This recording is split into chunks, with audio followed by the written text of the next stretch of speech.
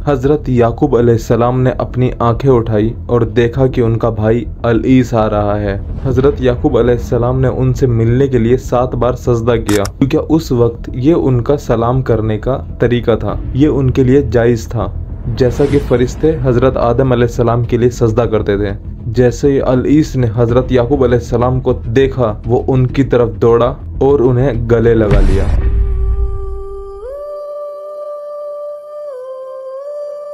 और रोए। फिर जब अलईस ने अपनी आंखें उठाई और औरतें और बच्चे देखे तो उसने पूछा, ये तुम्हारे साथ कौन है? तो हज़रत याकूब अलैहिस्सलाम ने जवाब दिया, ये वो हैं जो अल्लाह ने मुझे दिए हैं। हज़रत याकूब अलैहिस्सलाम ने अलईस से अपने तोहफे को कबूल करने की गुजारिश करी और इतनी जिद करी कि अलईस ने आखिर में उन्हें कबूल कर लिया।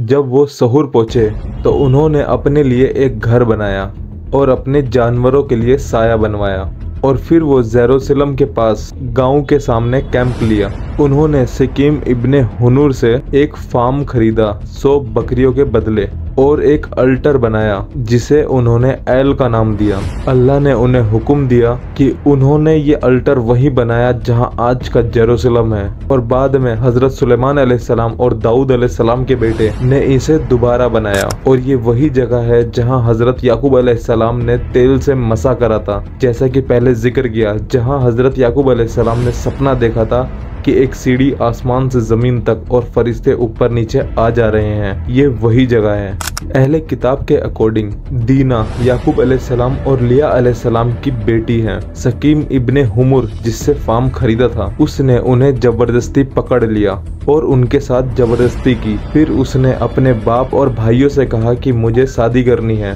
फिर हज़रत याकूब अलैहिस्सलाम के बेटों ने उनसे कहा कि तुम सब अपनी खतना करा लो, तब हम अपनी बेटी तुम्हें देंगे और हम तुम्हारी बेटियों से शादी करेंगे। लेकिन हम जो लोग खतना नहीं कराते उनसे शादी नहीं करते। और वो सब इस पर राजी हो गए और सब ने खतना करा ली। जब तीसरा दिन आया तो खतना से दर्द बढ़ने लगा। फिर हज़रत याकूब अलैहिस्सलाम के बेटे आए और उन सबको मार दिया जिन्होंने बेटी के साथ जबरदस्ती करी थी।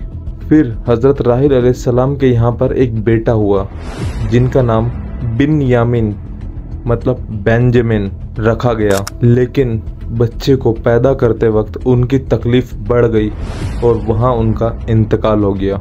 हज़रत याकूब अलैहिस्सलाम ने उन्हें अरफा में दफन करा, जहाँ आज भी उनका मकबरा है। हज़रत याकूब अलैहिस्सलाम के 12 बेटे थे। हज़रत याकूब अलैहिस्सलाम अपने वालिद हज़रत इसाक अलैहिस्सलाम के पास आए और उनके साथ हेब्रोन गांव में बस गए, जो कैनान के मुल्क में है, जहां हज़रत इब्राहिम अलैहिस्सलाम रहते थे। फिर हज़रत इसाक अलैहिस्सलाम बीमार हुए और 180 साल की उम्र में इंतकाल हुआ। उनके बेटे अलईस और हज़रत याकूब अलैहिस्सलाम ने उन्हें हज़रत इब्राहिम अलैहिस्सलाम के अल खलील के साथ उनके पास दफन करा, जो हज़रत इब्राहिम अलैहिस्सलाम ने खरीदी थी।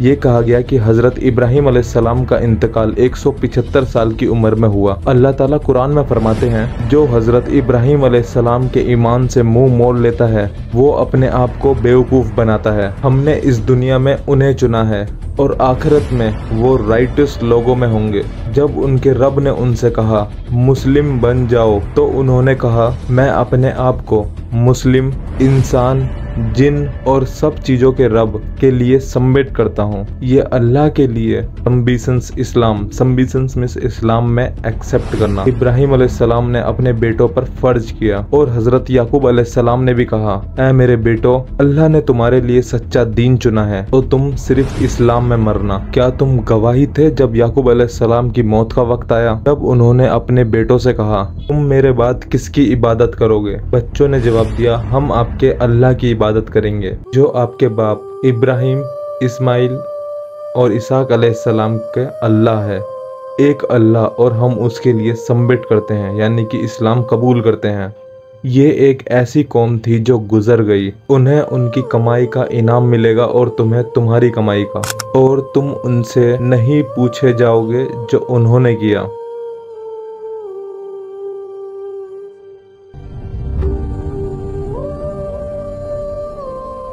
और अगर आपने हमारी इससे पहले की स्टोरी नहीं पढ़ी है तो वो पहले पढ़ लें, ताकि आपको ये स्टोरी और इजीली आसानी से समझ में आ जाए। लिंक डिस्क्रिप्शन में है पूरी प्लेलिस्ट का, और आपकी स्क्रीन पे भी दिखाई दे रही होगी हमारी पूरी प्लेलिस्ट तैयार है।